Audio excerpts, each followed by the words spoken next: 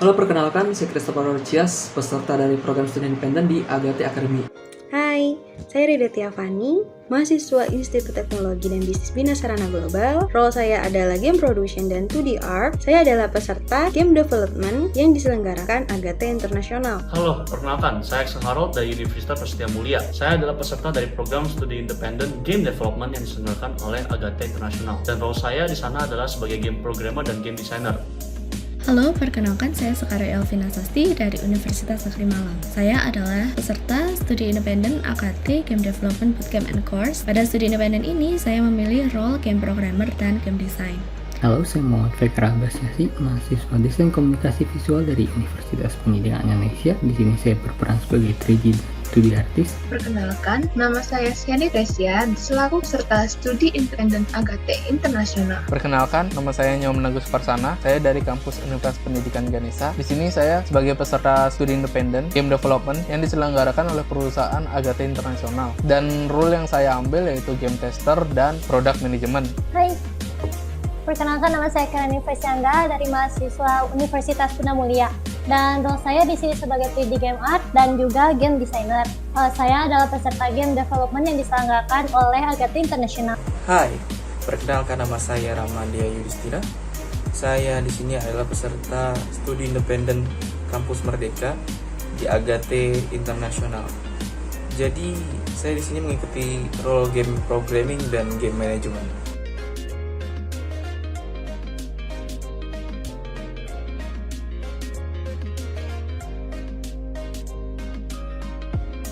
Tugas di Dailo cukup sulit. Ternyata ada yang lebih sulit lagi, yaitu mengeksekusikannya. Saya awalnya berpikir kalau tugasnya hanya sebatas mengawasi saja, ternyata enggak. Ternyata banyak hal yang harus dikerjakan dan juga hal dipertimbangkan. Saya mengira bahwa game design itu adalah role di mana kita mendesain karakter atau background dari game. Tetapi kita tidak mendesain hal tersebut. Kita mendesain seperti cara kerjanya, dasar dari game tersebut, kita mendesain core loop-nya. Sebelum itu, saya hanya mengetahui kalau game tester itu semacam bug hunter yang mencari-cari bug di dalam game, tetapi ternyata tidak. Jadi, role game tester itu sangat berbeda dengan bug hunter, orang di dalam perusahaan yang mengambil sudut pandang konsumen dan mengetes game tersebut, lalu melakukan dokumentasi mengenai testing tersebut. Cara kerjanya di game art begini, game designer juga begini. Dan juga tuh kayak kita banyak pengalaman baru sih. Dari program ini, saya jadi sadar gitu kalau ide itu bisa menciptakan sesuatu yang luar biasa banget. Dalam membuat game, mirip seperti dengan karya seni. Jika kita menyukainya, belum tentu orang lain juga menyukainya, dan begitu pula dalam pembuatannya.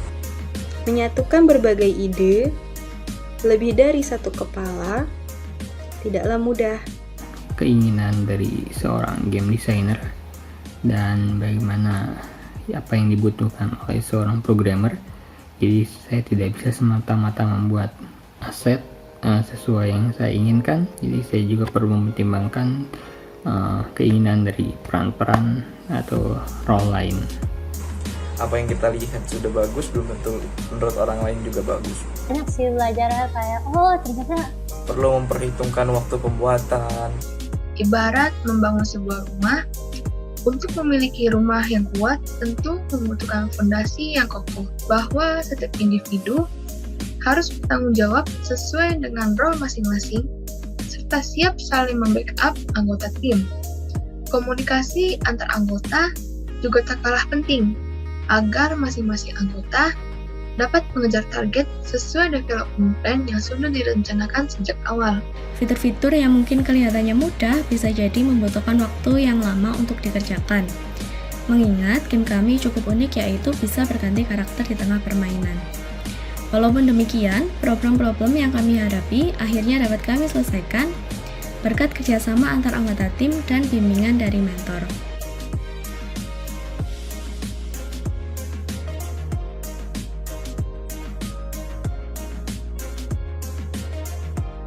Banyak banget benefit yang saya rasain, mulai dari saya bisa mempelajari banyak hal baru, saya bisa mengetahui seluk-beluk dari dunia game development, dan juga saya jadi bisa memimpin diri saya sendiri dalam mengerjakan sesuatu. Jadi nggak ada ruginya dengan mengikuti program ini, terutama di Agate Academy. Apalagi mentornya tuh seru-seru dan juga semua orang di dalamnya itu fun-fun aja meskipun sedang pusing dengan tugas-tugasnya. Lebih ke improve diri sendiri juga sih dengan tim gitu. Dan di program Kampus Merdeka sendiri, apalagi studi independen Agate sih, menurut saya emang benar-benar kayak membuka peluang banget untuk kita berkesempatan untuk belajar di industri game gitu sih. Selain itu, membuat game itu waktu dan tenaga yang cukup besar, tapi tidak sesulit yang saya bayangkan. Contohnya adalah seperti membuat game Endless Runner. Saya awalnya berpikir bahwa mereka membuat game tersebut, mereka membuat track yang panjang sekali, tapi mereka menggunakan cloning system yang dengan hanya perlu membuat jalan beberapa saja dan akan di-spawn secara random. Lalu yang saya dapatkan di sini programmer ataupun orang-orang di dalamnya, desainer yang mempunyai pengalaman lebih agar waktunya juga lebih cepat selesai. Lalu pada product management, saya juga melihat kalau product management itu harus melihat dari berbagai aspek seperti dana, lalu jadwal dari pembuatan prototype dan lain sebagainya, dan juga pitch deck. Thank you kepada pemateri, pihak manajemen, para reviewer yang terhormat, dan terutama kepada Kak Ray selaku mentor saya yang sabar menghadapi saya. Terima kasih juga kepada tim saya yang sabar dan memaklumi ketidakmampuan saya dalam pembuatan game prototype ini. Berkat kalian, saya bisa berkembang lebih baik lagi dan mendapatkan pengalaman yang luar biasa. Program studi independen saya pikir sudah sangat baik dan saya juga menjalaninya dengan positif, di mana saya mendapatkan ilmu-ilmu baru mengenai game development dan saya juga sudah sangat tertarik dengan game development. Jadi saya pikir ini adalah kesempatan yang sangat jarang dan tentu saja tidak bisa didapatkan di tempat lain. Saya merasa senang dan bangga bisa belajar dari kakak-kakak mentor, reviewer, dan juga pengisi webinar yang sudah sangat berpengalaman di bidangnya. Semoga kedepannya AKT bisa menyelenggarakan program-program lain yang tidak kalah bermanfaat daripada program studi independen ini.